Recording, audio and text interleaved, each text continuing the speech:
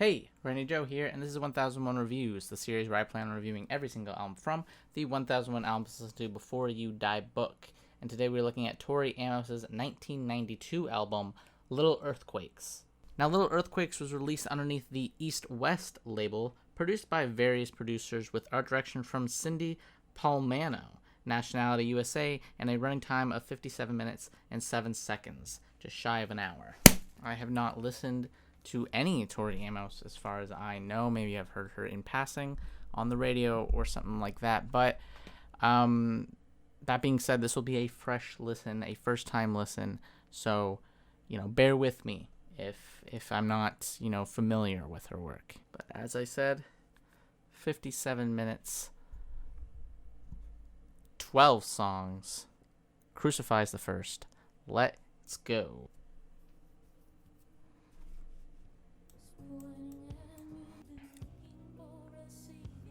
She's got a similar voice to Stevie Nicks. Very heavy on the religious aspects here. Just interesting to note. Wonder if this album is going to carry on that theme. She's got a very nice, strong voice for the most part. Shimmery. I like that gentle percussion in the back. She's got a very self-hatred focused song. Her voice and delivery reminds me that of a lot of female country singers from the 90s and early 2000s, which isn't a bad thing, I guess. But I just thought that was kind of interesting with her delivery being very similar to that of a country singer, despite the fact that she is not a country artist, rather. Let's continue.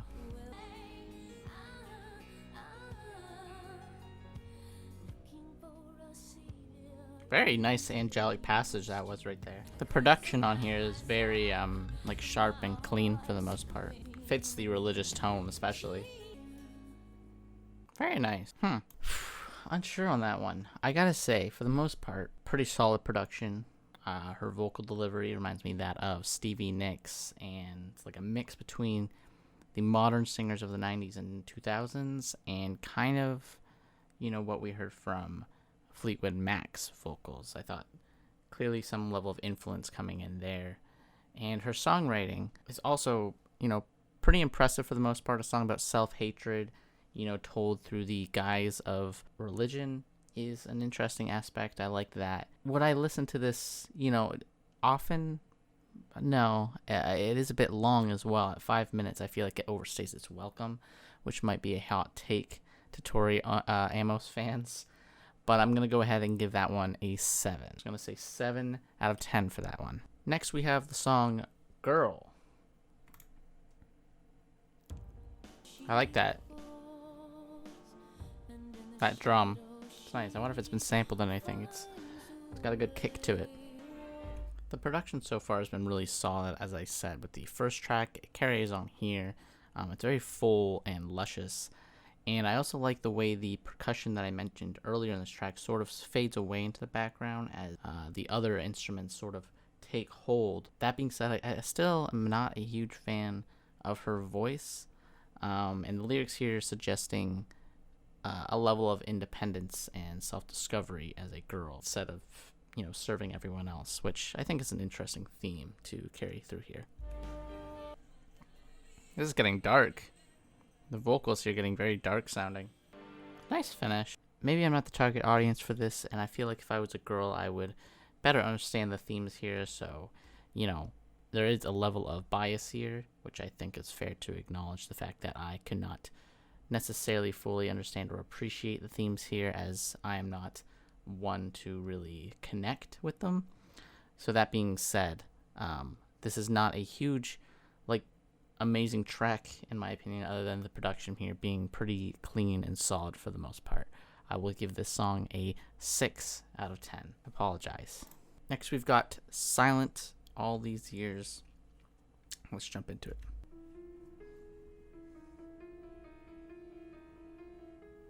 I really like that. The piano work is nice. Much more sparse arrangement on this song. I really enjoy the chorus here. This chorus of almost knowing you are worth something more. It's just an enjoyable chorus, and she sings it wonderfully. And on top of that, I think just lyrically, you pull up the lyric. What if I'm a mermaid in these jeans of his with her name still on it? Really like that passage there specifically. Again, standing up for herself in this track.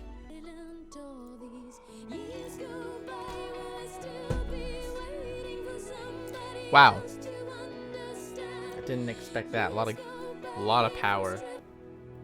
Much gentler track for the most part. And on top of that, the breakthrough moment about halfway through here where she just overpowers her voice over the instrumentation, and it just really bursts through this silence. Right there in the title, Silent All These Years, it feels like she is now showing her voice, and I really like that. I thought that was a unique and interesting way to show the fact that she can now speak her mind and is no longer silent. I'm going to give that one an 8.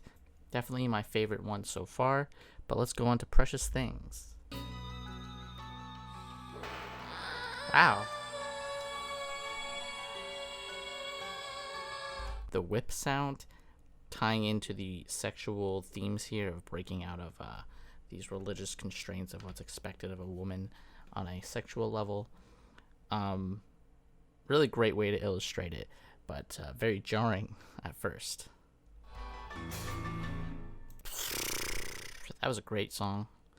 It was hard to talk during that one, given the fact that I just wanted to take it all in, what she was saying, and illustrate. Very powerful song about her sexual self-discovery and not owing herself to a man, and also not owing herself to religion, as it would seem. Really just, again, carrying on this theme of rejecting Christianity and rejecting the idea of what a woman must be. Groundbreaking stuff, I would say, in the 90s. Definitely on the up and up in the 90s as the women's movement continues to this day and only continues greater as time goes on. I'm going to go ahead and give that one a 7.5. Next we have Winter.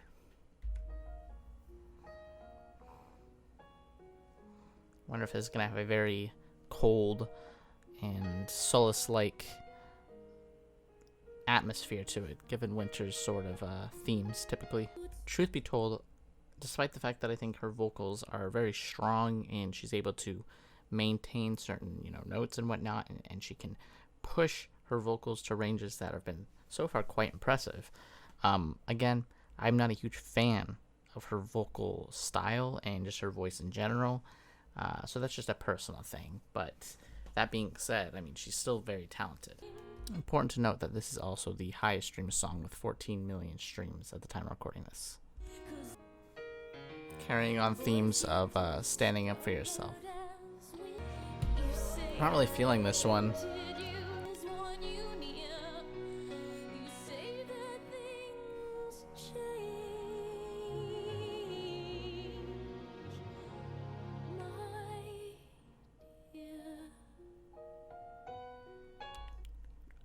Incredible chorus, by the way. I will say that this song has a fantastic chorus. Alright, here's my hot take. Did not love that song. Thought the chorus was great. Think the themes and the songwriting also pretty great. But vocally, instrumentally, everything about this becomes a little too bland and run-of-the-mill. Maybe that is a good thing, as maybe her influence has sort of been so strong that the early 2000s sort of scene was clearly influenced by her, but I just really don't care for her vocals, and I don't care for the overall style of this album. Again, that's a personal thing, so it's kind of hard for me to knock too much from her, but I'm going to give it a 6. Sue me. Next we have the track Happy Phantom. I like this instrumental. It's a very happy, upbeat song. Instrumentally, we gotta change this to a more upbeat sound, because this is a fun song so far. I really like it. Yes, it's about death and the coming of death as time slowly approaches it. But man, it's done in such a fun, enjoyable, upbeat way. I really like that.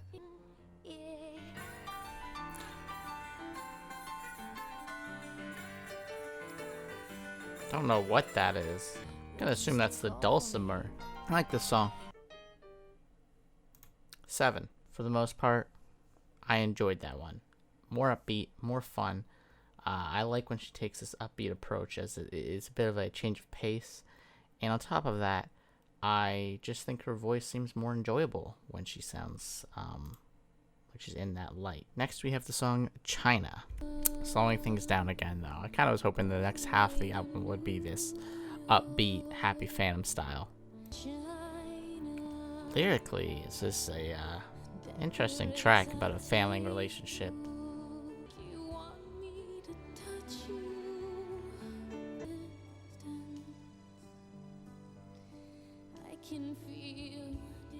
I like that one. That one gave me chills. It kind of bummed me out, to be honest, because it's such a depressing sort of tone, and the lyrics here hard to digest, really. I'm gonna say that's my favorite one, I think, so far. I'm actually quite impressed with that one. Yes, I still don't love her voice, but if I can just get past that, then what I hear here, quite impressive. And I'm gonna go ahead and give that one a 9, because I'm not gonna let her voice disrupt the fact that I think this is a great song. Really just tackling the subject of a failing relationship in such a sort of sympathetic way. You know, I really feel for her in this song. Next we have the song Leather. Let's go ahead and hear Leather. I like this building instrumentation. This just building sound she's been doing. The shortest song on the album. Oh, those the guitars in the background there are very nice. Nice touch. It's subtle, and it's kind of laid in the background there. I'm digging this one. Very jazzy. Like a jazz, almost blues feeling.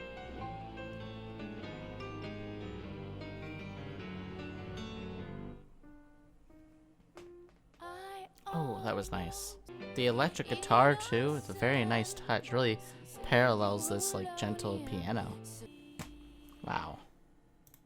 I love that one. 8. Just gonna call it, say it's an 8. I would much prefer a heavily jazz-influenced album by Tori Amos instead of the sort of alt-rock style we've been getting so far. But that being said, you know, I'll take what I can get, and Leather is fantastic. I really like just the building instrumentation and just the approach. It's a great track. Her vocals, too, also match that tone. I think if, you know, I heard an album from her within just a jazz-influenced style, I would actually prefer it to Little Earthquakes. So, but next track, Mother. I'm actually going to change Leather to a 8.5. 0.5 makes a slight difference. But continuing with Mother. This is the longest song at pretty much 7 minutes. I'm not a big fan of her vocals still. At least when she's doing this style. I just don't feel it. I just don't care. I hate to say it. I hate to disappoint people. But I think she's just overall not for me. Like, here's the thing. Songwriting abilities. Definitely, like, top tier throughout this album. This song, the songwriting's incredible. There's more to an album than just that. I just don't care for the delivery. Probably gonna get flamed on this review. Like I said, yeah, songwriting is clearly the key element to this album. But, you know, for me personally, the singing, her vocals just aren't at all interesting. And I find to be often more annoying and bland. My apologies if you love Tori Amos, but again, it's just not working for me. I'm gonna give that one a 7. Next is the song Tear in Your Hand, or is it Tear in Your Hand? I guess it could be Tear or Tear. But let's hear it. I'm sure she'll say it in the song, and then I'll know which one it'll be. Much louder instrumentation this time around. I just want to hold up and say that this is an alliteration to Sandman, which is honestly an incredible series. I really like the way she kind of tied Neil Gaiman's Sandman into the mix. Great comic book series, highly recommend it. Just a thing to quickly bring in here. That's the guy there. Anyway, great reference. I don't know. This is more of the same. I have nothing to say about this. I don't know. Am I missing something here? 5? That's what I'm rating the song. I don't want to pretend that I like this more than I do. And I'm giving it a 5. She's not an album artist, in my opinion. She's a song artist. She has a few great songs, but not feeling the overall package here. Me and a Gun, let's go. I think what it is, it's making sense now. I think what it is the vocals remind me of the singer from Evanescence. And I hate Evanescence. Terrible artist, or band, I should say. And the singing in that is just mind-numbingly bad. And that's what Tori Amos is clearly making me think of. It's sickening. Which is a bummer, because I'm sure I would have enjoyed her more if I didn't think of Evanescence when I hear her voice. I understand the point here. And the theme here is very disturbing. It's hard to comment on, really. Okay, I'm just going to say that I'm going to choose not to rate that song. It's simply getting a dash, because for 2 reasons. One, the subject matter feels too personal to her and too serious of a moment for me to give a number to. It feels almost wrong to do so, so I'm not gonna do that. And second, there's no instrumentals, so I'm gonna count it as an a cappella track, which I typically don't rate anyway. I typically consider those as more of an interlude of sorts within an album. But I just don't feel like it is a right thing to do to rate this song a number and be like, oh, this is, the number it deserves, because the subject matter here is too disturbing and just wrong for me to morally give it number 2. But yeah, that is a good, or a great, I should say, performance by her. I think her songwriting there, at least, is something to be note. Last song here, we've got Little Earthquakes. Let's get into it. The last track here. Almost 7 minutes. Let's finish this album off. I'm just not feeling this song. Is there something wrong with me? Is there something just not right, not clicking for me here? Because I don't get the appeal. It's boring, it's bland, it makes me tired. I'm really exhausted from hearing this. It's a long album. It's way too long. 57 minutes. Make it a half hour. Again, another self-discovery type sort of song. Learning who you are, gaining some independence. A common theme throughout this album. I don't like how over dramatic this album is either. It's way too dramatic in my opinion for the most part. Okay. That's the end of that song and the end of the album. That pretty much does it for the listening portion of the album, and let me just go ahead and say that Little Earthquakes, the song as well here at the end, carries on the main issue that I have with this album, and that's too long. This song is too long, the album is too long, it overstays its welcome, and often I find myself more bored than interested in what I'm hearing. Tori Amos's voice as well feels pretty bland and run-of-the-mill for the most part. Almost sounds like she's trying to do a Stevie Nicks sort of thing mixed with a modern-day alt-rock take. And on top of that, feels too similar to other artists that I personally just don't enjoy. There's overall just a overwhelming amount of music to take in here, and most of it, in my opinion, is really just bland and tiresome to get through. The production on this album is pretty clean, so that's a plus. And I would say that the songwriting here is clearly the strongest point of the album, as many of the songs here do have great songwriting. It's just a shame that the execution for it is, in my opinion, again, very bland. There is almost a severe lack of uniqueness or style to it. This feels very, again, run-of-the-mill. Am I missing something here? I think so. But the best songs here are songs like Leather, where they kind of go away from the typical style of the album and go into a jazz-focused route. I like that a lot. The final song here, by the way, I haven't given a number to. I will give a number now. It's a 5. I don't care about it. And most of this album, to me, has been underwhelming. That all being said, I might as well just go ahead and slap my rating on here and call it a day, which is that the soft rating, the average rating of the songs, the soft rating comes to a 6.9 out of 10. And the hard rating of this album that I will give is a 6.5. I think for the most part, she is a song artist and not an album artist, and I found myself to be quite bored throughout most of what I heard here. So a 6.5 hard rating.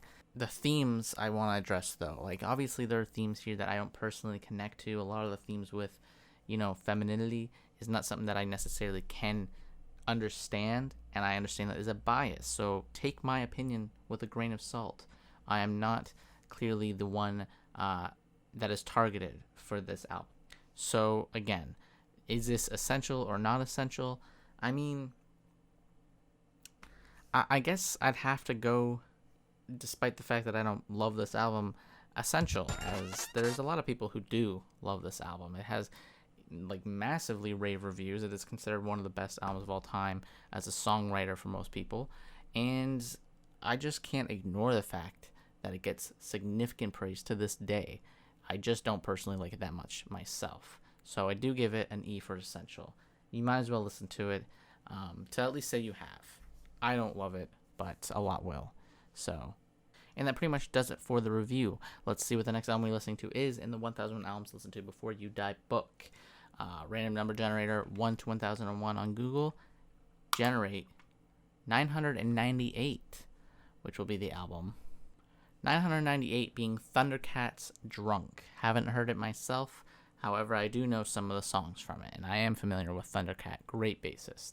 So, yeah, next video, Thundercat Drunk. And that pretty much does it for this video. If you like this video, please hit like and subscribe to follow along and listen to every single album from the 1001 albums listened to before you die book. And as always, my name is Randy Joe, and I'm signing off.